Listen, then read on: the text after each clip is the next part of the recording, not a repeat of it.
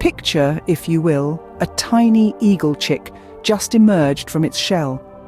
It is small, vulnerable, yet even at this stage, it possesses a spark of that indomitable spirit that will one day define it. As it grows, it is met with countless trials.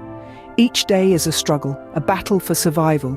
But the young eagle doesn't falter. It perseveres, its eyes always on the sky, the realm it yearns to conquer. It is this unyielding determination, this relentless pursuit of its destiny that prepares it for the day it would spread its wings for the first time. And then, that day arrives. The fledgling stands on the edge of its nest, the wind rustling through its feathers, the vast sky beckoning.